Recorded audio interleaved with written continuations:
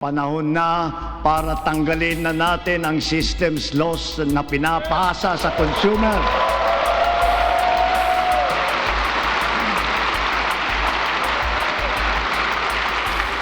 Pinapasa ito sa consumer at kinakarga sa bill na pinapatungan pa ng value-added tax.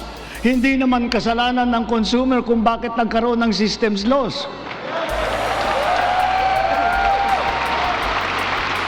Kaya hindi naman tama na kailangan sila pa ang pagbabayarin dito.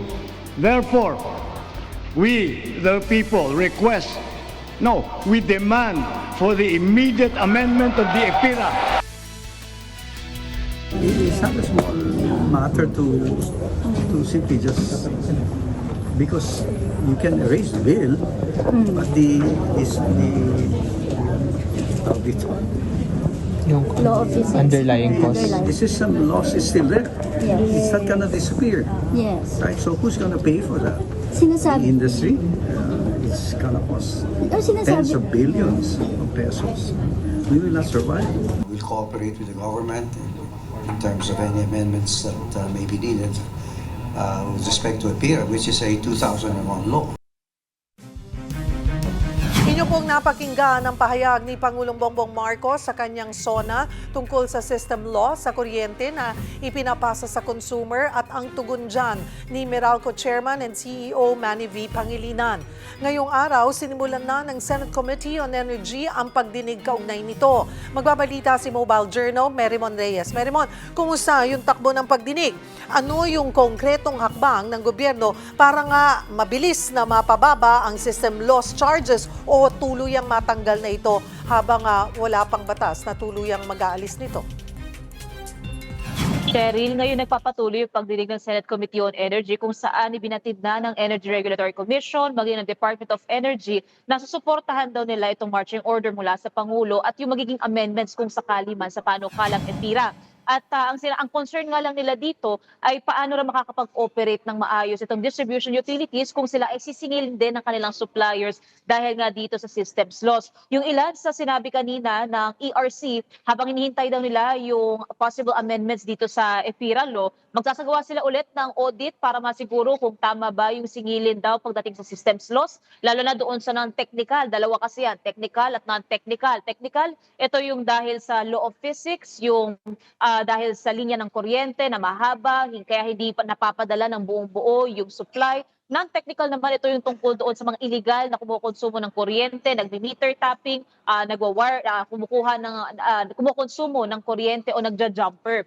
At ang isa sa tinitingnan din nila dito is kung paano pa pwedeng mapababa yung sisingilin na systems loss na mas sasagutin yung technical loss at hindi na doon masyado sa non-technical loss. Ang problema lang din kasi nila ngayon, kung sakali man daw nga, ay kailangan din daw ng suporta, ng resources itong mga kumpanya kung sakaling tatanggalin yung buwis o hindi na raw talaga ipasisingil ang systems loss sa mga consumers. Ang ginamit pa ditong metaphor ni Senator Erwin Tulfo, halimbawa raw kasi sa isang tindahan, kung may shoplifter daw, sisingilin daw ba dapat doon sa customer yung ninakaw nung nag-shoplift? Kaya yan yung sa patuloy na nila pinag-uusapan sa pagdinig ngayong araw. Cheryl. So Merimon, kung hindi na consumer yung sasagot doon sa system loss, may mekanismo ba ang gobyerno para hindi naman malugi din yung mga distribution utilities? Yan, Cheryl, yung binabalanse ngayon ng mga senador. Depende sa mga nababanggit ng present ngayon mula sa industriya, mula sa mga energy cooperative. Kaya yung isang anggulo tinitingnan nila dito na nasabi rin ng DOE, i-optimize daw. Ano raw ba yung sapat talaga o yung dapat na lang na sinisingil na systems loss para hindi lumobo yung bill ng mga consumer at matutugunan pa rin ito yung pangangailangan naman ng mga kumpanya. Wala naman daw kasi itong kinalaman talaga doon sa kung mayroong namimihasa. Ito raw ay tungkol talaga doon sa pagdidistribute ng kuryente na hindi nga lang talaga nakukumpleto dahil sa mga technical na problema o issue o doon sa mga non-technical. So yan yung patuloy pa nilang pinag-uusapan hanggang sa mga oras na ito. At isa rin sa naging concern nila dito ay yung pagbabantay doon sa mga illegal na kumukonsumo ng kuryente na dapat daw balikan yung anti-pilferage law Dapat daw maging mahigpit daw yung pagbabantay ng mga kumpanya at maging ng mga law enforcement agency na pwedeng maging katulong nila dito para masiguro na mapipinalize talaga, mapapakulong at mapapanagot itong mga illegal na kumukonsumo ng kuryente. Ito rin daw kasi yung nagdudulot talaga ng problema at ang nangyayari pa, parang nagiging excuse daw na pwedeng gawin itong illegal na pagkonsumo ng kuryente dahil nasisingil naman daw sa iba itong systems loss. Cheryl. Kung aalisin ang system loss at VAT, magkano yung posibleng mabawas sa electricity bill ng ordinaryong consumer?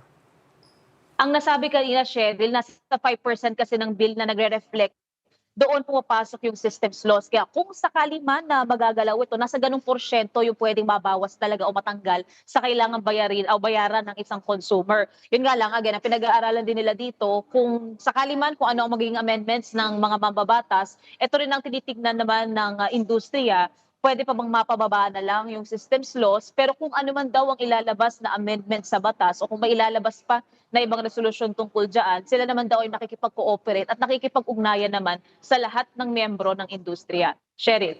Sa ibang issue, Marymon, pinayagan ni Pangulong Marcos ang BIR na ilabas ang tax records ni na Vice President Sara Duterte at kanyang asawang si Attorney Mans Carpio. Ano ang kahalagahan nito sa pagpapatuloy ng impeachment trial? Cheryl, ayon doon sa subpoena na inilabas ng Senate Impeachment Court dito nga sa mga dokumento, nakaabot ngayon ang deadline nito ng BIR records, bank documents ni VP Sara ng kanyang asawa na si Attorney Mans Carpio. At kanina umaga nakita natin itong mga pulang kahon, ito na yung BIR records at kinumpirma ni House Prosecutor Terry Redon na nakuha nga yung authorization ng Pangulo para i-release itong mga dokumento. At ang sabi kanina, nakapanayam natin si Congresswoman Representative Rene Ko na sinasabi may ginhawa raw dito pero whether or not daw kasi na makukuha itong mga pinapasapi ng dokumento, may plano naman daw talaga sila at alam nilang may mga ebidensyang maipapakita para sa susunod na article of impeachment na kagagamitin ito. Ito yung tungkol doon sa umano'y di maipaliwanag na yaman ng Vice Presidente. Pero dahil nandiyan na yan, inaasahan nila na magiging maayos yung proseso ng pagpapresenta nito bilang mga documentary evidence. So, pero sa ngayon, hindi pa natin ito mahahagilap muli. Doon na lamang sa linggo o sa buwan na gagamitin na siya ng prosecution para sa article of impeachment na iyon. Cheryl. Makikihingi na rin kami ng update dito sa inihaing ethics complaint laban kay Senator Pia Cayetano dahil nga dito sa pinost na spliced video ni House Prosecutor Chel Diokno. Cheryl, wala pang reaksyon o komento si Senator Pia tungkol dito sa final ng Tindig Pilipinas laban sa kanya na sinasabi yung impartiality, ito raw yung dapat na inoobserbahan na decorum ng isang senador, lalo senator judge sa usapin ng impeachment trial at yun daw yung naalabag ng senadora. Pero ang nasabi naman ni Senator Tito Soto na ngayon ay chairman na rin ng Senate Ethics Committee. May complaint man daw na bago o wala, ipinapatawag niya na muli yung committee next week, August 6. Kaya lahat ng pending ethics complaints, lalo pa nung nakuha niya pa dati mula kay Senator J.B. Ejercito, yung pending na complaints, lahat daw ng mga yon ay kanilang ipaprocess at lahat daw ng usapin na may kinalaman dito sa mga senador, pag-uusapan din daw yan ng Senado bilang legislative body at hindi bilang impeachment court. Cheryl. Maraming salamat, Mobile Journal, Marymon Reyes.